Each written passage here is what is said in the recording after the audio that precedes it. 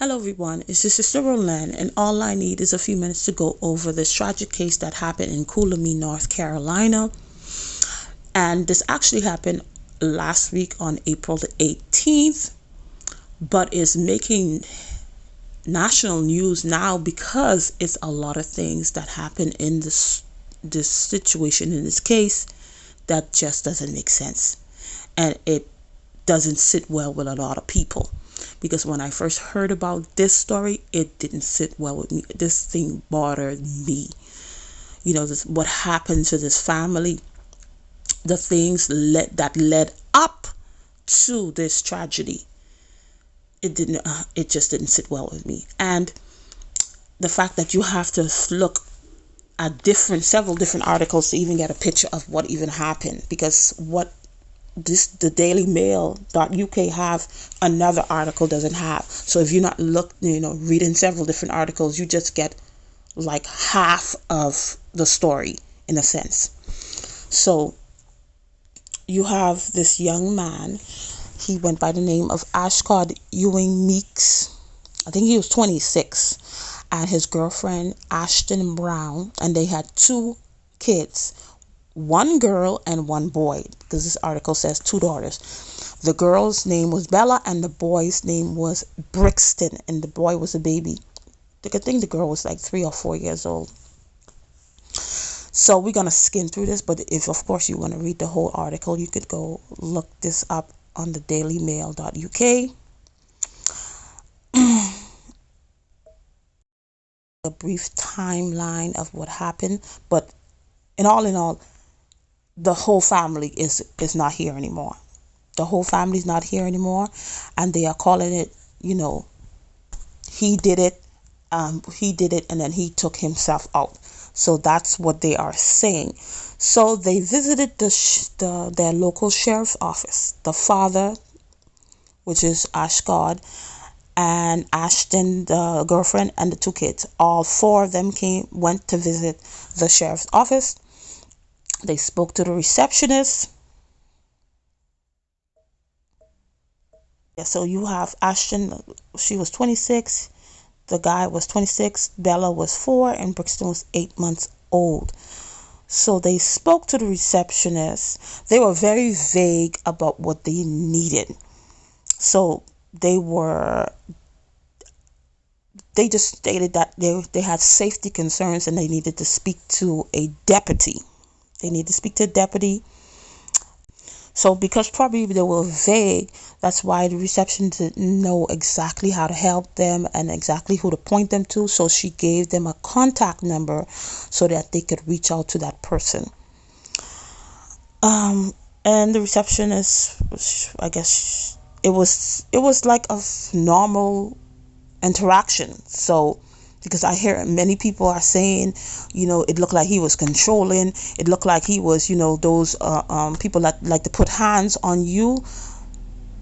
But even the receptionist say it wasn't that way. And then even if you look at the video, here's the video.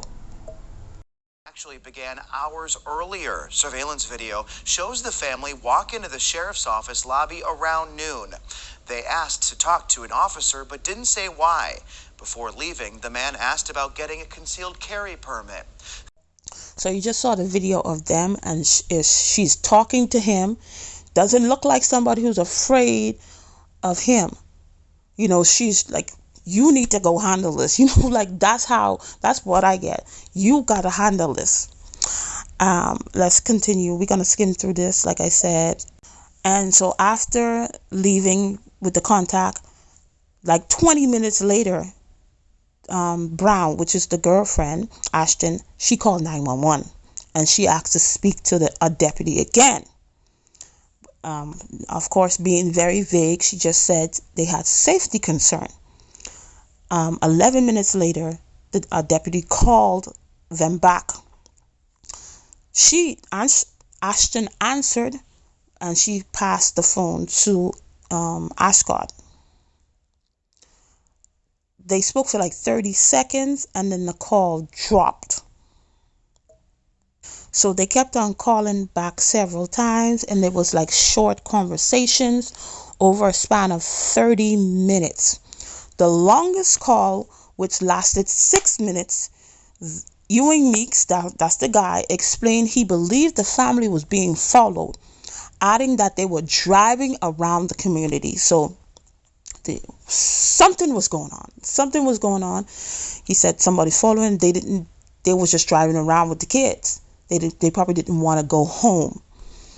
He refused to give the deputy his specific location or return to the sheriff's office to meet the officers.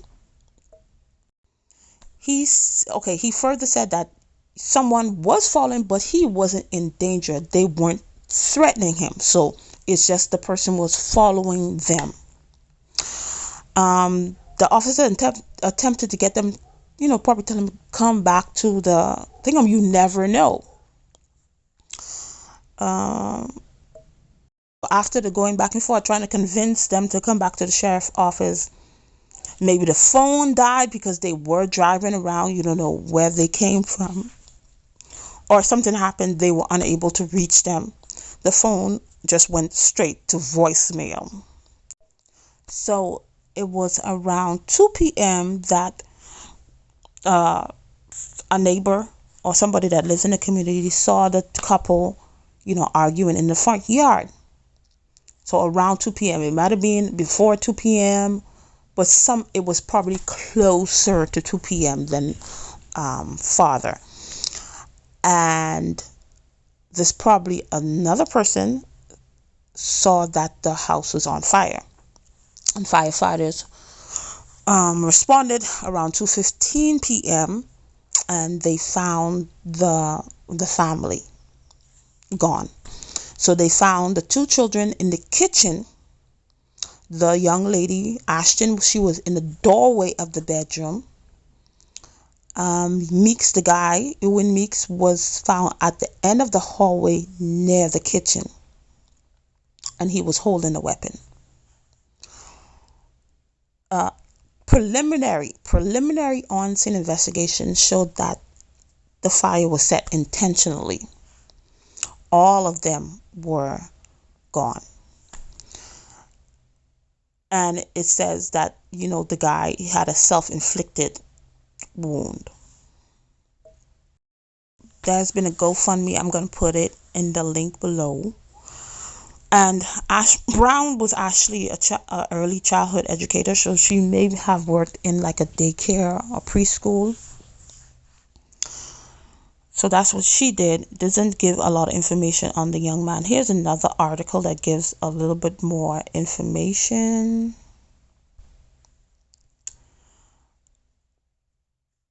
Because this is where I got the Coolamy from.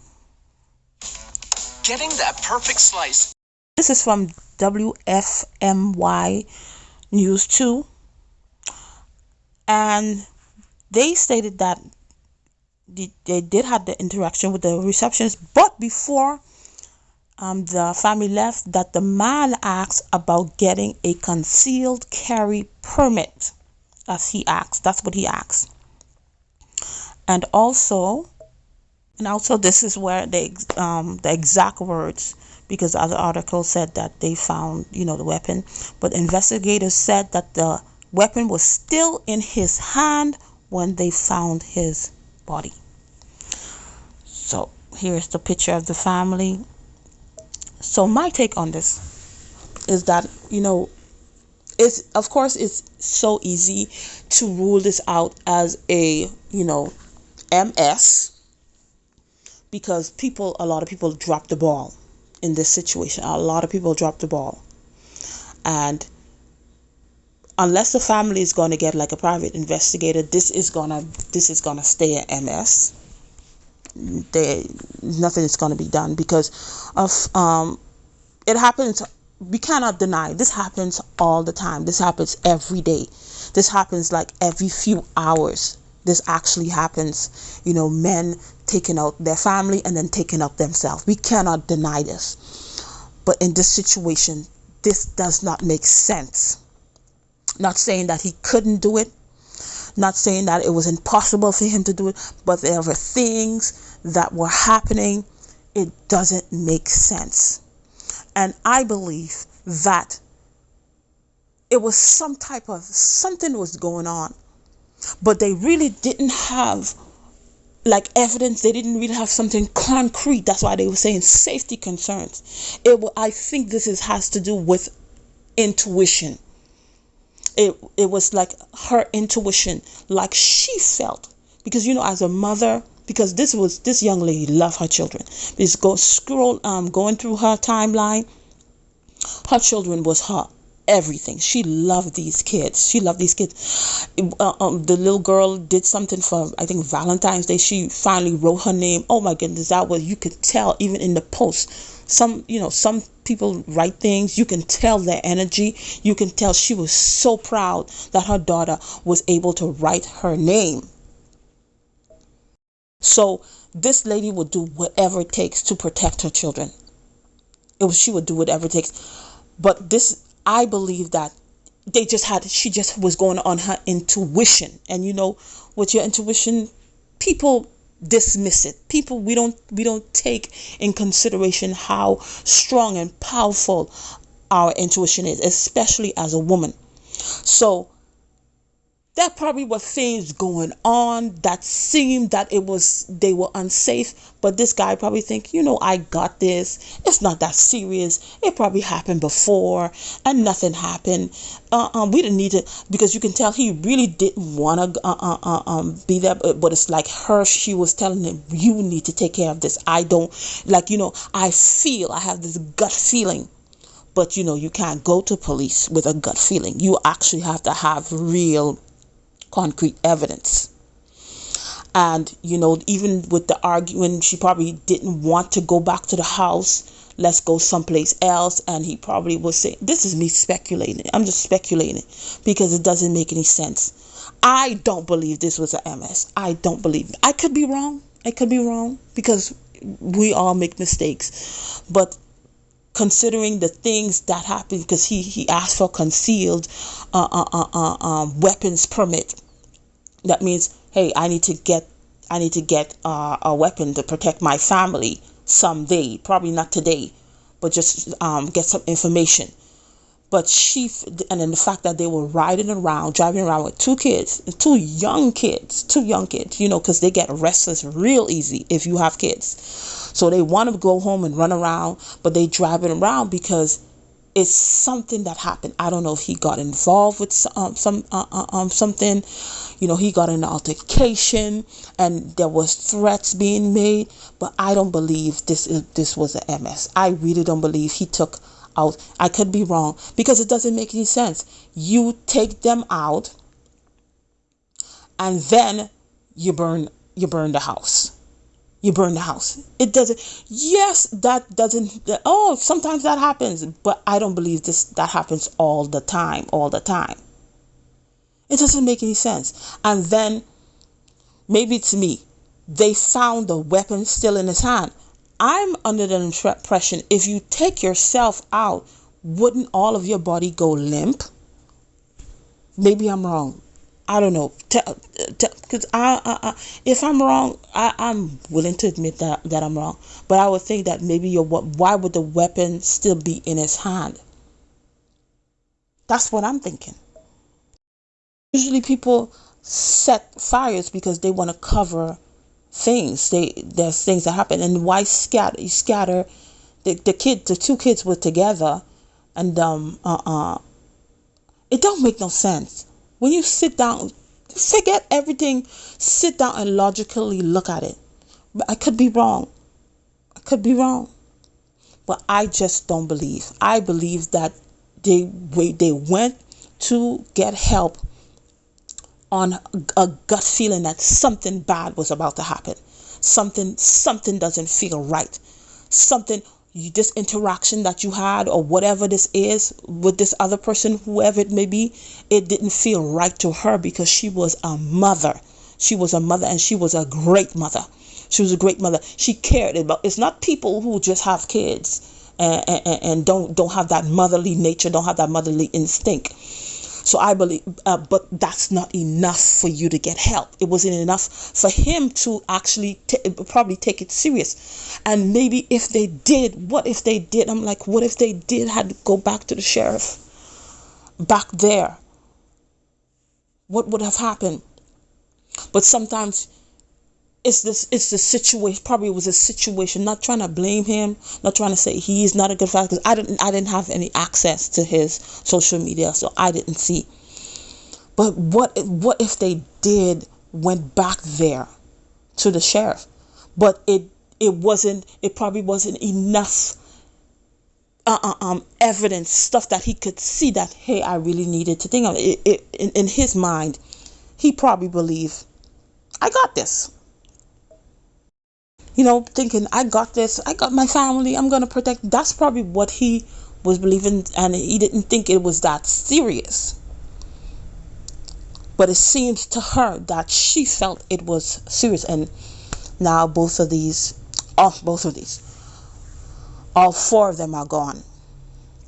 And this is such a tragedy. This baby didn't have a chance to even celebrate his first birthday. I mean, this is such a tragic case. But I don't believe this is a MS. And if the family doesn't, I don't know. It depends. If the family doesn't, they had the GoFundMe, to cover funeral expenses. But if they don't put money to get a private investigator to really dig in and see what really happened, this will be closed as a MS, and we probably will never know. But I don't believe that this was he took them out and then he took himself out, because it doesn't make sense. You do that, and then you burn the house down, and then you still have the weapon in your hand. Maybe it's me. Maybe I'm not thinking logically. But in certain situations, I don't like to say rest in peace, because there's a way the person left this earth. That's not a peaceful. That person is not resting in peace at all. But I do send condolences to the family, because I know because I only saw access to her social media, so I know her father and mother is still alive. I think that's her mother. Yeah. And yeah, that was, even the grandma, that was her pride and joy. Those grandkids were her pride and joy. And now you have to bury not only your grandkids, but your daughter. Keep the family in your prayer. Maybe one day we'll find out what happened, how everything went down. But I do not believe that he took his family out. Though this happens all the time, though yes, black men are prone to do things like this, but not only black men do this, there's a lot of men that do this. But I don't feel that this was he took his family out and took himself out. Could be wrong. I don't have a problem saying that, yeah, I was wrong, but I don't believe it was. So thank you for watching, and I'll see you in another video. Bye.